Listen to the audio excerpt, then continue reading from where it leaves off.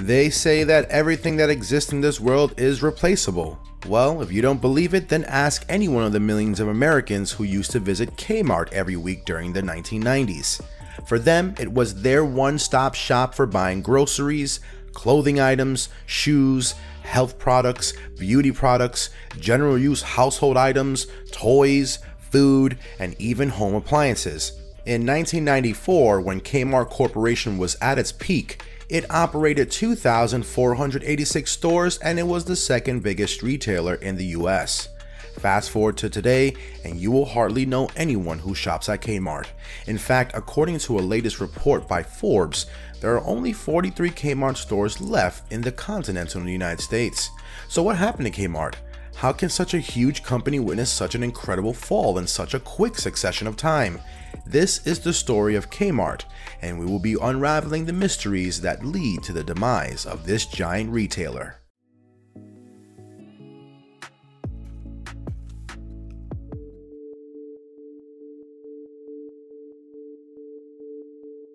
The story of Kmart started way back in 1897 when S.S. Krej, who was a traveling salesman, invested $6,700 that he saved up from his job to create a store that would sell everything for 5 and 10 cents only.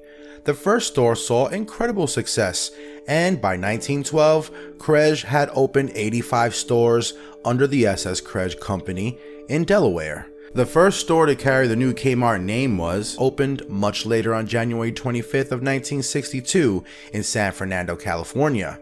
However, this store was only 27,000 square feet. The first full-size Kmart store opened a few months after in Garden City, Michigan.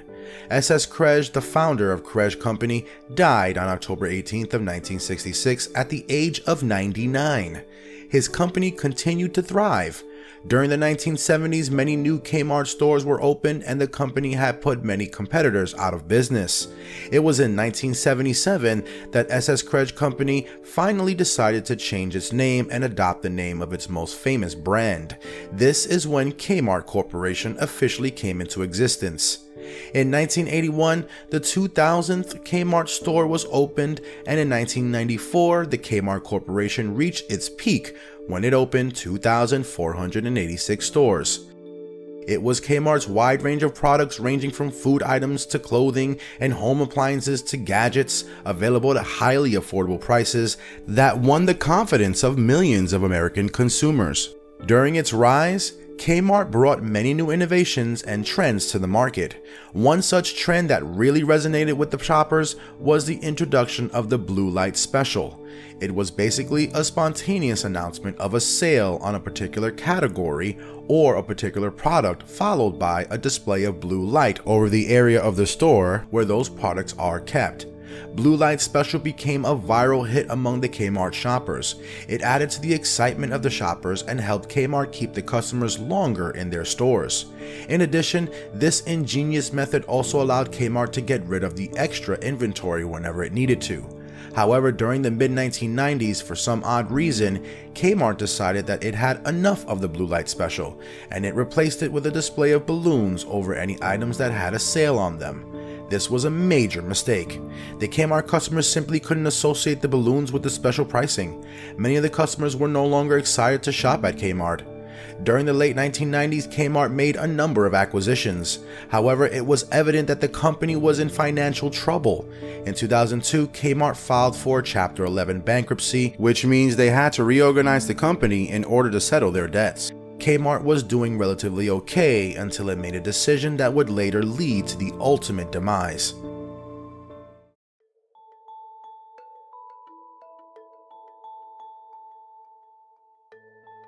In 2004, Kmart purchased another dying retail store chain, Sears, for a huge $11 billion. Like Kmart, Sears was also one of the biggest retail store chains when it was at its peak. When Kmart decided to acquire Sears, it decided to change the name of the company to Sears Holdings. At the time of acquisition, there was around 3,500 Sears and Kmart stores combined, so it was obviously a huge entity after the acquisition. But there was a huge problem.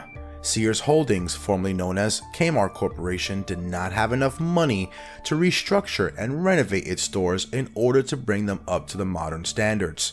According to financial and management experts, Kmart would have been better off without acquiring Sears. At the time of acquisition, both Kmart and Sears were on a decline. This meant that the company had to deal with more loss-making stores as compared to before the acquisition. The ultimate result was that Sears Holdings ended up selling many of the real estate that it owned, and it closed down most of the Kmart and Sears stores in the subsequent years.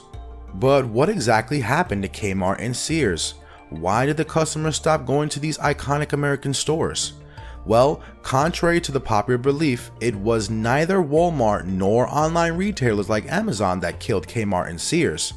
Increasing competition from other stores and online retailers did play their role, but it was not the major reason behind the downfall of Sears Holdings. The major reason why Kmart and Sears stores failed to stay viable was mismanagement, lack of interest in innovation, and lack of strategy.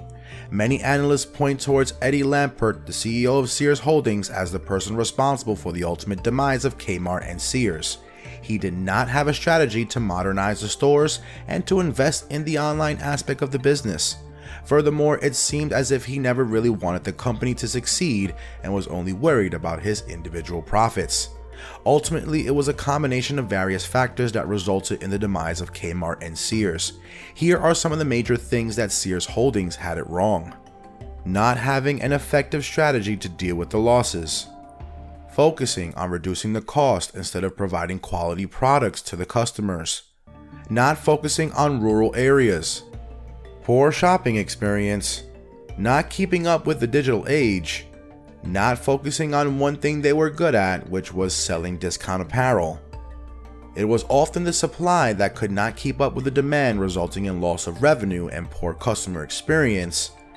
And finally, the merger of Kmart and Sears proved to be the final nail in the coffin.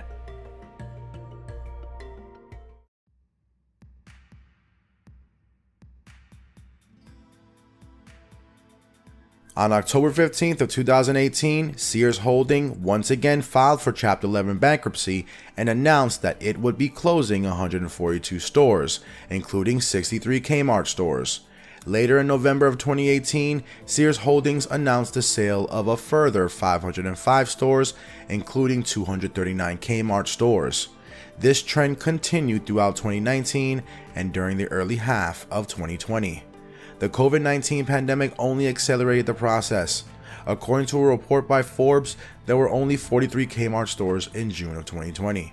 It seems that it is only a matter of time before these last few Kmart stores also disappear. There is much to learn from the demise of Kmart for the business leaders around the world. Now, if you enjoyed this video, hit the subscribe button and be sure to press the bell icon as well. Be sure to check back in on Mondays because we'll be dropping another interesting business story every week right here on Mogul Monday.